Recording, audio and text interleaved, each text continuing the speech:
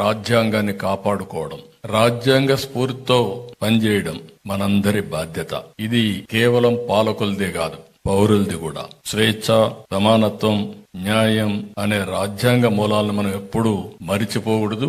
దీన్ని ఎప్పటికప్పుడు పరిరక్షించుకోవాల్సిన బాధ్యత మనందరి పైన ఉంది.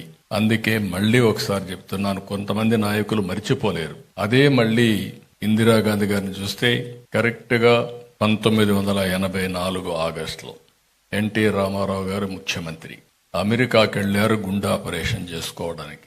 గుండె ఆపరేషన్ చేసుకొని అమెరికాని తిరిగి వచ్చారు. తిరిగి వచ్చిన సమయంలో మెజారిటీ ఎమ్మెల్యేలుంటే ఆయన ప్రభుత్వాన్ని బర్తరఫ్ చేశారు. మళ్లీ ప్రజాస్వామ్యవాదులందరూ కలిసి 30 రోజులు ఎన్టీ రామారావు గారు ప్రజా ఉద్యమం చేసి 30వ రోజున మళ్లీ ముఖ్యమంత్రిగా చేసిన పరిస్థితి తీసుకొచ్చారంటే ఇందిరాగాంధీ మెడలు వంచి ఎన్టీ రామారావు గారు ముఖ్యమంత్రి అయ్యారు. అది ప్రజాస్వామ్య విలువ అని చెప్పి కూడా నేను మీకు తెలియజేస్తున్నా, విజయం అని చెప్పి నేను మీకు తెలియజేస్తున్నా.